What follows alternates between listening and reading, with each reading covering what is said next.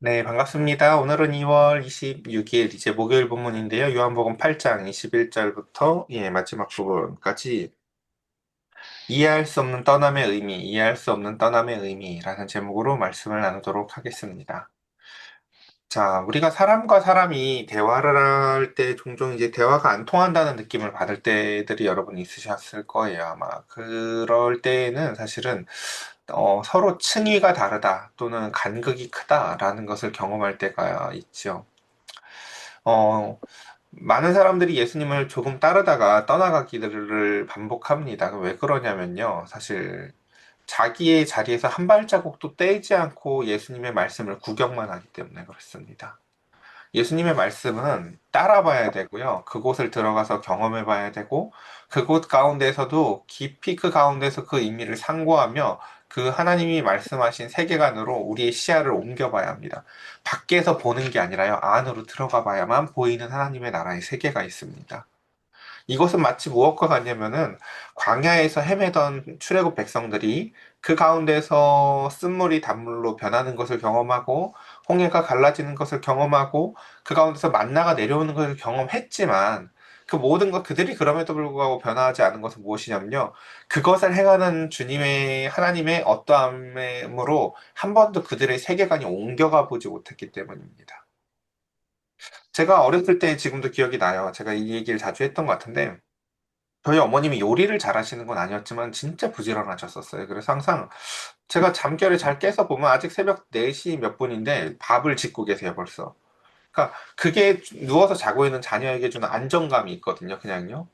참, 우리는 하나님의 신실함을 잘 느끼지 못하겠지만 적어도 아침에 자고 있는 자녀는요, 새벽부터 일어나서 막 밥을 짓고 뭘 하고 있는 부모를 보면요, 안정감을 느껴요. 아, 저렇게 우리 부모는 꼭 하나님처럼 그 가운데서 무언가를 하고 있구나라는 거죠. 물론 이따가 차려지는 밥상의 내용을 보면요, 왜 그 시간부터 일어났지? 하는 의문감은 들고 있어. 뭐를 한 거지? 근데 보면은 그러니까 밥을 최대한 바로 지어서 맛있게 해주시려고 그때 일어나서 뭘 하신 거예요, 보면요. 근데 이제 어리석은 사람들은 그런 거죠. 거기서 아예 아까부터 일어나서 뭘 하더니 여태 뭐 한 거야? 그리고 그 가운데서 내 기준에서 평가를 하죠. 그쵸? 그냥 먹고 그냥 뭐 별것도 없네 뭐 이럴 수 있어요. 근데 지혜로운 사람 뭘 알아요?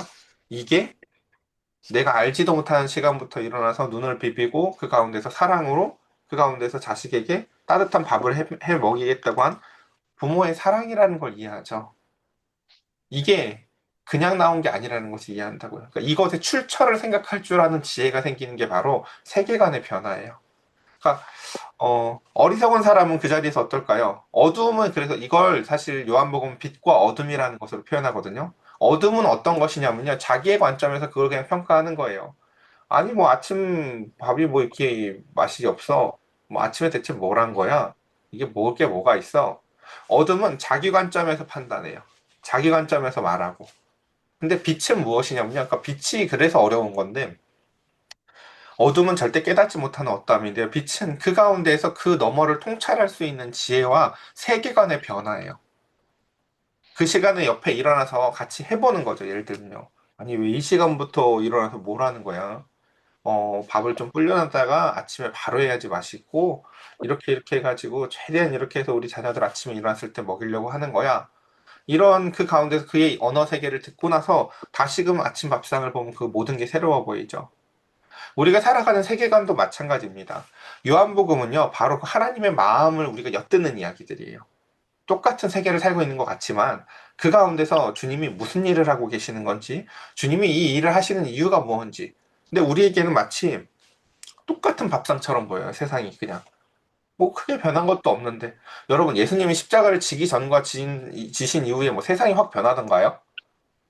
그냥 똑같은 밥상 같은 날들이 펼쳐지죠, 사실은요. 우리의 그냥 어둠에서 봤을 땐 그래요, 사실은요.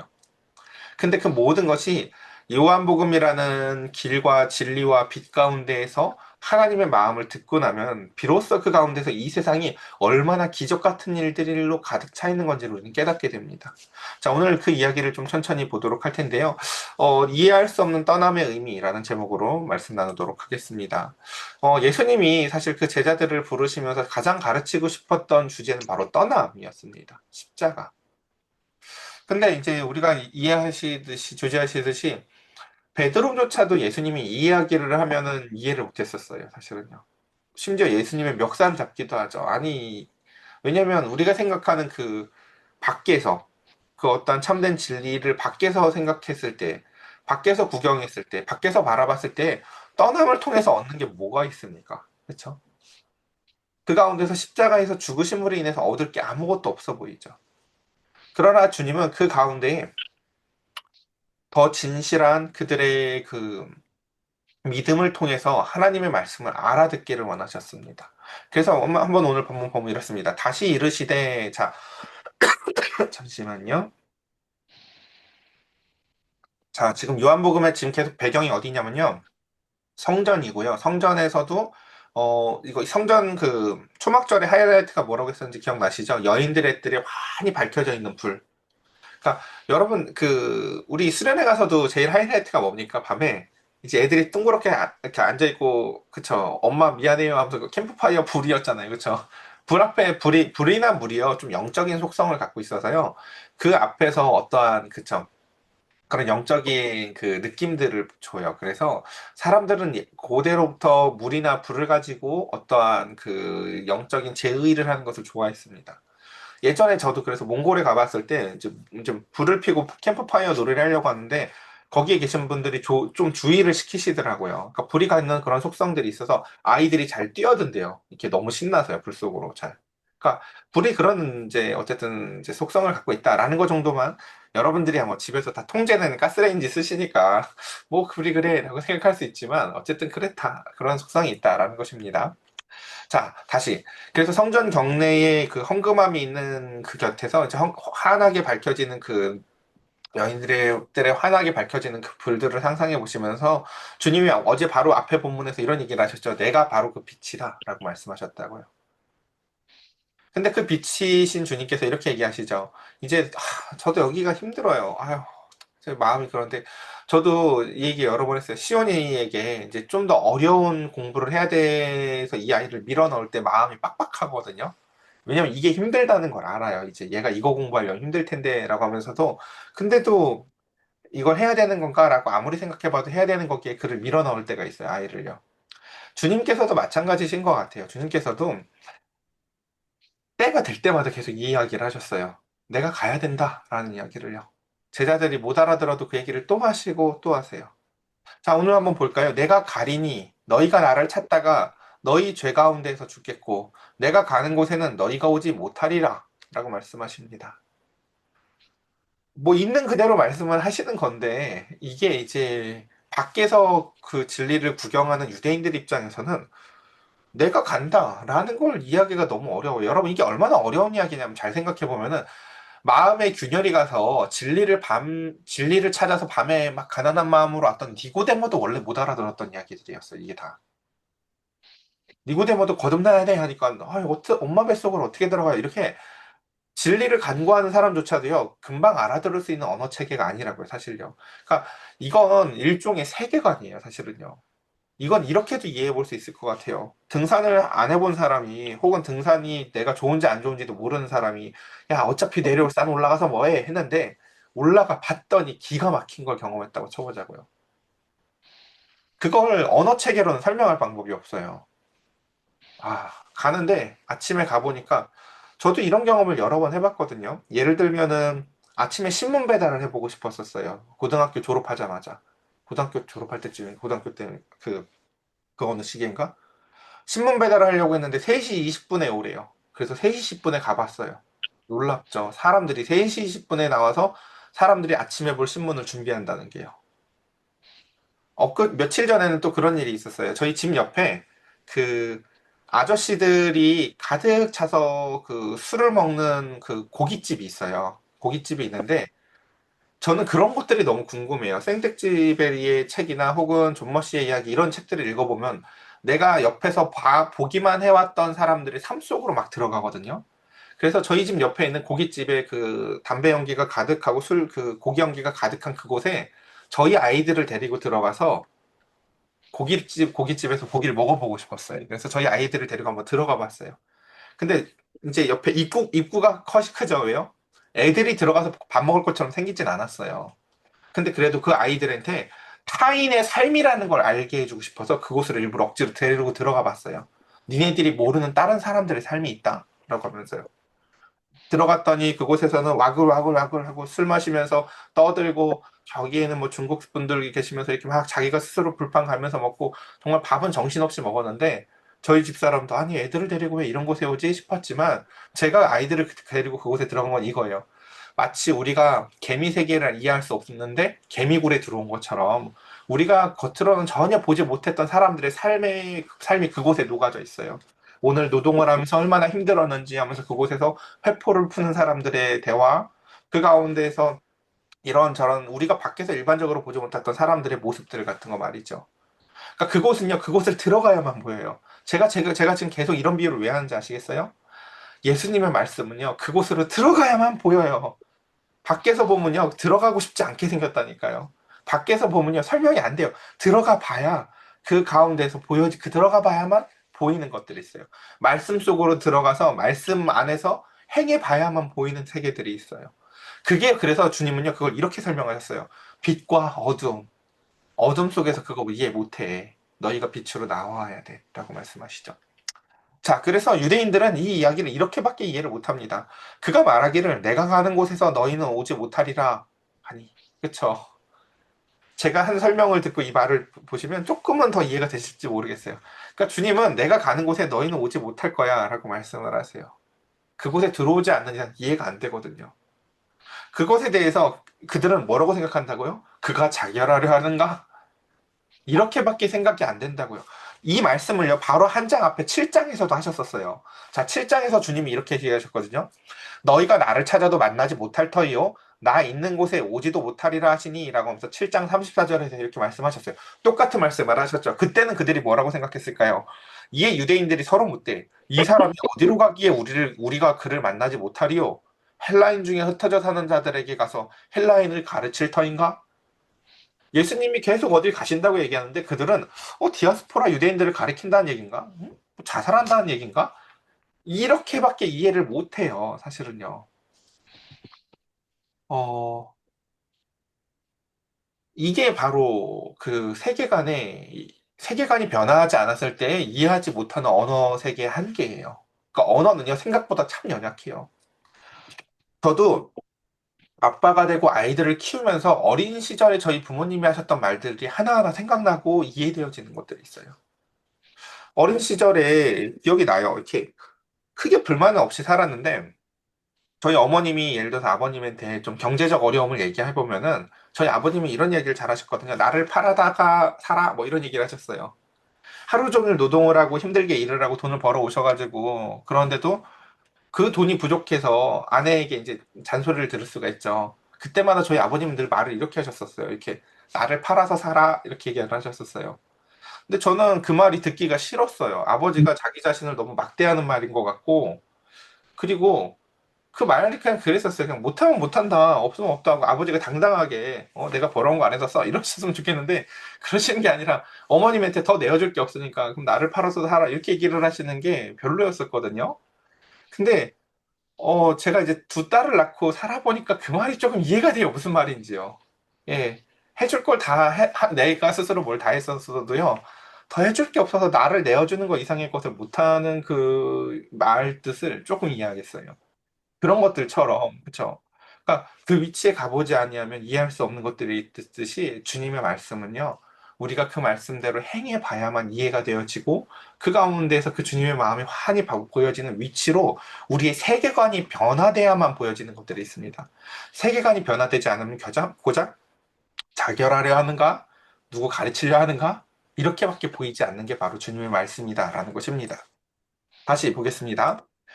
예수께서 이르시되 너희는 아래에서 났고 나는 위에서 났으며 너희는 이 세상에 속하였고 나는 이 세상에 속하지 아니하였느니라 라고 하면서 출발점의 다름과 세계관의 다름을 주님은 이렇게 설명을 하세요. 그쵸. 그래서 그러므로 내가 너희에게 말하기를 너희가 너희 죄 가운데서 죽으리라 하였노라. 너희가 만일 내가 그인 줄 믿지 아니하면 너희 죄 가운데서 죽으리라 라고 하면서 주님은 주님이 떠나실 것을 말씀하시지만 사실은 정령 너희들이 너희 죄 가운데서 스스로 죽게 될 것이라는 것을 말씀하십니다. 이걸 제가 주일날 설교에 뭐라고 설명을 했냐면은 돌아가는 팽이가 서서히 멈춰가면서 그냥 사그러지는 모습으로 제가 설명을 했었어요. 인간은 그렇게 그냥 자기 죄 가운데서 죽습니다. 예. 그래서 의미를 찾지 못하고 이게 의미라고 붙잡았던 것들도 다 사그라들고 제가 그래서 이 인생의 의미와 허무함 때문에 막 몸부림치던 시절에 너무 힘들었던 게 그런 거라고 말씀드렸죠. 공자의 책을 읽어봐도요, 너무 아름다운 세상은 그리고 있는데 그걸 이어갈 방법이 없어요. 그러니까 훌륭한 왕이 태어나서 내가 난 이런 세상을 만들 거야 하고 백성을 사랑하는 마음으로 만들어놔도요, 그 아들까지 그 마음을 갖게 할 방법이 없다고요. 이게요. 그러니까 인간 세상은 그게 문제였었어요. 항상 그 아름다움을 이어갈 수가 없다라는 것. 근데 주님께서는 그 가운데서 모든 사람들의 연약함과 한계를 이렇게 말씀하세요. 너희 죄 가운데서 죽으리라. 너희 죄 가운데에서 죽으리라 말합니다. 너희 죄 가운데서 죽으리라 라는 것을 하나의 그림으로만 그려드려 볼게요. 어부가 욕심이 나서 더 많은 물고기를 또 막 잡아요. 더 위험하게 일도 해요. 더 늦게까지 일을 해요. 가정을 잘 돌보지 못했지만 그렇게 해서 더 많은 물고기를 잡아서 행복해요. 그래서 더 큰 배를 샀어요. 더 큰 배를 사가지고 또 더 많은 물고기를 잡아요. 그렇게 또 10년 더 일을 해서 더 많은 물고기를 잡아서 지금보다 또 더 큰 배를 사요. 그랬더니 또 그 전 배는 또 낡았어요. 이렇게 몇 바퀴 돌면 인생이 끝난다고 여러 번 제가 말씀드렸죠. 인생의 목표가 배 바꾸는 거예요, 보면요. 배 왜 바꾸려고 그래? 물고기 더 많이 잡으려고. 물고기 더 많이 잡아서 뭐 하려고? 더 큰 배 사려고. 나중에 자식들은 그 배 팝니다, 여러분. 예. 물고기 잡을 생각도 없고요. 그러니까 죄 가운데서 죽는다는 건 그런 거예요. 참된 의미가 없는 것에 자신의 모든 것을 걸고 사는 것이에요. 그냥요. 뭐 이렇게 죄 가운데서 죽는다니까 나쁜 짓을 생각할 수 있는데요. 죄는요, 진리가 아닌 나머지 모든 것이에요, 사실은요. 죄가 뭘 대단히 나쁜 짓을 해서만 죄가 아니라요. 그러니까 주님께서도 그래서 이렇게 얘기를 하시죠. 너희가 만일 내가 그인 줄 믿지 아니하면 그거 아니면 다 죄라는 거예요, 사실은요. 하나님이 이 땅에 보내신 그리스도를 통해 하나님의 그 그리스도를 통한 그 빛과 진리와 길로 나아가서 하나님의 마음을 통찰하고 하나님의 마음을 품고 이 땅에서 살아가는 그 길로 살지 아니하는 이상 인생의 나머지 모든 것들은 결국은 다 죄예요. 내가 아무리 성인 군자처럼 도덕을 지키며 사람들에게 좋은 삶을 살아서 좋은 영향력을 미쳐서 위인전에 한 페이지를 채우고 사는 삶을 꿈꿀지 몰라도 인간은 그것이 삶의 목적이 아니었기 때문에 그래요. 그래서 보면 요한복음 1장 5절은요. 그래서 이 이야기를 한 줄로 이렇게 요약을 했어요. 뭐라고요? 빛이 어두움에 비치되 어둠이 깨닫지 못하더라. 어둠의 자리에서 빛을 보고 깨달으라고 비추시는 게 아니에요. 빛으로 나아오라고 하는 거예요, 여러분. 여러분, 망망대해 캄캄한 바다에서 그 가운데에서 등대가 환하게 비추고 있어요. 그럼 우린 그 등대를 보고 방향을 파악할 수도 있어야 되고 그 빛으로 말미암아 다시금 용기를 내어서 항해를 할 수 있어야 되는 거죠. 근데 어둠에 사는 사람들은 어때요? 주일날 잠깐 와서 아 그래 그래 맞아 예수님 저기 빛이 계시지 라고 방향만 잠깐 확인하고 자기의 삶의 자리를 떠나지를 않아요. 빛이 저기서 비쳤으면 아 그래 내가 또 얼마나 허탄한 것에 마음을 속상하고 살았고 내가 얼마나 험한 것에 마음을 걸고 살았는가라고 그 빛을 보고 빨리금 다시금 그 자신의 삶의 자리를 조정해 나가야 되거든요. 하나님이 나를 이렇게 용서해 줬는데 100데나리온쯤이야 라고 하면서 그 자리를 용서의 자리로 떠날 줄 알아야 되고 그 가운데서 그 망망대해에서 발견한 그 빛으로 말미암아 마음의 기쁨과 용기가 샘솟아야 된다고요. 말씀대로 살고 싶은 용기가 여러분과 저에게 부어져야 되는 것이죠. 바로 그게 빛이 비추는 그 의미입니다. 그러니까 그것을 설명하는 사람이 있다고 생각해 보세요. 삶의 자리로 옮기지 않고 그 자리에서 어둠에서 가만히 있으면서 저기 또 좀 있으면 빛 켜질 거야. 아무 의미가 없다고요, 여러분. 하나님은요, 우리를요, 그 가운데서 빛 가운데로 용기 있게 항해하는 자들로 우리를 부르셨습니다. 그래서 그들이 말하되 내가 누구냐? 예수께서 이르시되 제일 속 시원한 질문이죠. 그래, 네가 누구냐? 그들이 좋은 의미로 하는 얘기는 아니지만요. 우리가 가장 궁금해야 될 질문이 사실 이거예요. 주님이 누구신지. 주님이 누구신지. 근데 그것에 대해서 주님, 우리 이거 배웠죠. 요한복음의 7가지로. 나는 생명의 떡이고, 뭐 세상의 빛이고, 마지막에, 그쵸? 포도나무고 너희는 가지다. 뭐 이렇게 말씀하시는 것들. 그리고 구약 성경에서는 그것을 나는 내가 될 자야. 나는 스스로 있는 자야. 나는 나야. 이렇게 말씀하셨던 게 하나님의 방법이었다고요. 그 주님은요, 그래서 그 두 가지의 통전적 이해를 가지고 오늘 본문에서 뭐라고 말씀하시냐면, 나는 처음부터 너희에게 계속 말해온 자야. 이 말에 이제 좀 이제 느낌이 오시는지 모르겠어요. 계속 내가 이 말 해왔잖아, 사실은. 내가 지금 뭐 새로운 말 하는 게 아니잖아. 나는 처음부터 너희에게 계속해서 이 말을 해왔던 자잖아. 라고 하나님의 스스로 있으심과 그 가운데서 다양한 이야기들에 대한 방향을 얘기해 주시는 거죠. 그러니까 예수님이 지금 느끼는 건 뭐냐면요. 새로운 학습이 필요한 게 아니라 복습이 필요하다고 느끼시는 거예요. 내가 여러 번 말했는데 얘들이 아무것도 못 깨닫는데 새로운 거 진도 나가봐야 아무 소용이 없죠. 내가 말했던 것을 다시금 되새겨보렴. 나는 처음부터 너희에게 말해왔던 자란다. 라고 하며 다시 구약성경 뒤적거려 봐. 너희들이 위치만 옮겨서 그 말씀들을 봐보면 내가 깨달아질 거야. 맞네. 민수기에서 보니까 그 노뱀을 들었었지. 그렇게 들리실 거라고 하시네. 맞네. 우리가 십자가를 세울 때 번쩍 드네. 그것을 바라보며 그 가운데서 그들이 살았지. 주님이 죽으신 이유가 바로 저것을 바라볼 때 그들이 살았던 것처럼 우리가 그 들리신 주님을 바라보며 주님의 말씀을 믿으라고 하시는 것이네. 라고 구약의 말씀들이 다 새롭게 깨달아질 거라는 거예요. 내가 너희에게 대하여 말하고 판단할 것이 많으나 나를 보내신 이가 참되심에 내가 그에게 들은 그것을 세상에 말하노라. 예수님조차도요. 그리고 우리 저 유다서에서 나온 천사장조차도 뭘 안 한다고 했죠? 자꾸 판단을 안 한다고 했죠. 예. 우리는 너무 쉽게 판단을 자꾸 잘하잖아요. 그렇죠? 너는 이래서 그래. 쟤는 쟤서 그래. 너는 안씨라 그래. 막 이런 거. 성 갖고도 판단을 하고 지역 갖고도 판단을 하고 성별 갖고도 판단을 하고 막 이렇게 우리 온갖 것을 가지고 다 판단하는데 예수님은 뭐라고 말씀하세요? 나라고 판단할 게 없겠니? 나도 판단되는 게 무지 많지만 나를 보내시는 이가 참되시기 때문에 하나님이 참되시기 때문에 나는 그에게 들은 것만 세상에 말한대요. 우리가 세상을 살다 보면 후회할 때가 많다고요. 우리 혜영 집사님도요. 예수님처럼 살고 싶으신 분이거든요. 근데 삶의 과정 가운데서 내 의도하고 다르게 말이 나가고 자녀에게 상처를 줄 때가 있을 때마다 토요일 날 오셔서 막 이렇게 후회를 하신다고요. 아유, 내가 말을 이렇게 잘못했다고. 혹은 내가 이 말 안 하기를 잘했다고. 이렇게 얘기를 하신다고요. 그렇죠? 예수님조차도 똑같으세요. 예수님조차도요. 그분이 하나님이심에도 불구하고 그 가운데서 내가 하나님이 참되시기 때문에 나를 보내시니까 참되시기 때문에 그분에게 들은 것만을 내가 말한다라고 말씀하신다고요. 그래서 그들은 아버지를 가리켜 말씀하시는 줄을 물론 깨닫지 못하더라라고 얘기를 하죠. 예수님은 하나님이 나에게 보여주시는 것만 말씀하시지만 나머지 모든 세상의 사람들은 알지도 못하는 것을 늘 세상에서 떠들고 말하고 살죠. 자, 그리스도인이 살아야 될 모습을 주님은 정말 잘 보여주고 계시죠. 마지막 절입니다.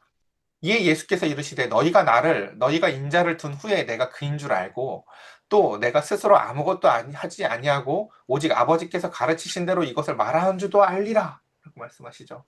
그러니까 예수님의 이 모습은요 우리가 본받아야 할 모습이에요. 어떻게요? 첫 번째, 하나님이 말씀하시는 것대로 우리가 살아가는 것. 하나님이 판단하시는 것 외에 우리가 판단하지 아니하는 것. 그렇죠? 우리는 우리의 판단이 있잖아요. 주님께서는 작은 자 하나도 시험 들지 않게 하시라고 하시며 그 가운데서 용서하시라고 하지만 우리의 판단은 어때요? 자꾸 저러면 싸가지가 없어질 것 같죠. 예. 이게 우리의 판단이라고요. 그렇죠? 근데 그때 우리는요, 주님은요, 우리한테 네가 판단하지 말고 내 말을 따르렴이라고 하시면서 우리를 그 빛으로 인도하십니다. 그래서 주님조차도 예수님조차도 뭐라고 얘기해요? 스스로 아무것도 하지 아니했는다 말씀하세요. 주님이 판단하고 스스로 독자적으로 하시는 활동이 없으시대요. 다 아버지의 뜻대로 아버지가 가르치시는 대로 말하고 행동하시는 것이야 라고 말씀하시죠. 저와 여러분은 어때야 될까요? 당연히 저와 여러분 역시도 그렇게 주님의 말씀에 따라서 아버지를 의지하며 주님이 보여주시는 대로 주님이 인도하시는 대로 보고 말하고 사랑했으면 좋겠습니다. 마지막 절 29절입니다. 나를 보내시는 이가 나와 함께 하시는도다. 나는 항상 그가 기뻐하는 일을 행함으로 나를 혼자 두지 아니하셨느니라. 이 말씀을 하심에 많은 사람이 믿더라. 놀랍죠, 여러분. 이게 사역을 하는 때의 즐거움 중에 하나예요. 여러분, 사람들이 믿음을요, 머리로 이해해서 하는 게 아니에요. 그래서요. 여기 있는 사람들이 이 말을 지금 다 이해했다는 뜻으로 들리세요? 그게 아니에요. 그 권위가 이 땅에서의 들었던 말씀과 다름을 이해하고 말씀의 내용을 다 이해하지 못하더라도 그 주님을 믿게 되어지는 믿음의 물꼬가 트이기 시작하는 것이에요. 그래서 그들은 마지막 절에 많은 사람들이 다시금 주님을 믿었다라고 이야기합니다. 물론 이 믿음의 여정 가운데선 여전히 많은 첩첩산경 같은 것들이 남아 있습니다.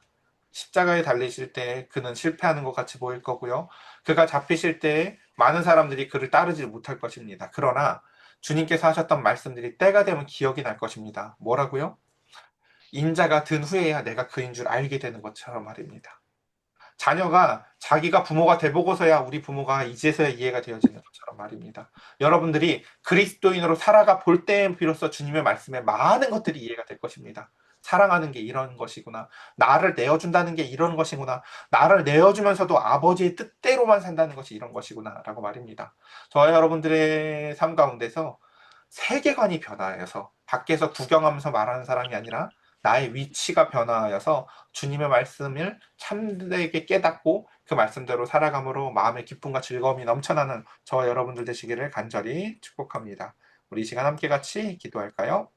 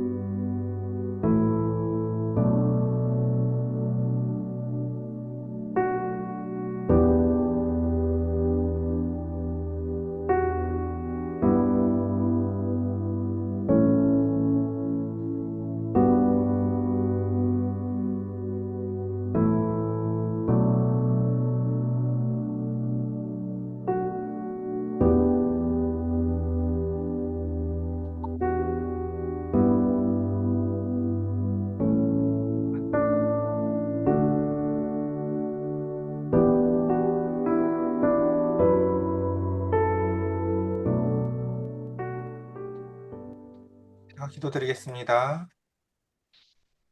하나님, 어릴 적에 육신의 아버지가 하루 종일 일을 하고 돌아와서 어떤 작은 부족함과 연약함에 대해서 투정을 듣고는 아빠를 내다 팔아라 라는 말이 어렸을 때는 참 이해가 되지 않았습니다. 그러나 부모가 되어서 부지런히 일을 하고 피곤한 몸을 이끌고 자녀들의 먹을 것을 만들며 일을 하고 그럼에도 불구하고 부족함이 있을 때에서야 비로소 그 어린 시절 아버지의 말이 깨달아집니다. 나를 내다 팔아라 라는 말이 듣기 싫은 말이 아니라 나는 나를 내어줄 만큼 너희를 사랑하고 있어 라는 말로 말입니다. 우리 사랑하는 성도들, 그렇게 우리에게 모든 것을 내어주신 주님의 사랑의 말씀이 깨달아졌으면 좋겠습니다. 예수님을 내어줄 만큼 하나님은 우리를 사랑하셨고, 우리에게 모든 것을 내어주시고도 여전히 성령님을 통하여 우리를 깨닫게 빛을 비춰주시는 주님, 우리 사랑하는 성도들의 마음에 빛이 그 어둠 가운데서 균열을 일으키게 만드시고 내 삶의 자리가 어두움에서 빛으로 옮겨가게 하시며 주님을 따르고 기쁘고 즐겁고 하나님이 주시는 생명의 은혜가 흘러넘치는 자리로 우리의 자리를 이동하게 하여 주시옵소서. 우리 사랑하는 성도들 한 사람 한 사람 생명의 생수의 강물을 맛보게 하시고 빛의 생명을 맛보게 하여 주시며 포도나무가 되게 하여 주시옵소서. 주님 사랑합니다. 우리 주 예수 그리스도의 이름으로 기도드렸사옵나이다. 아멘. 아멘.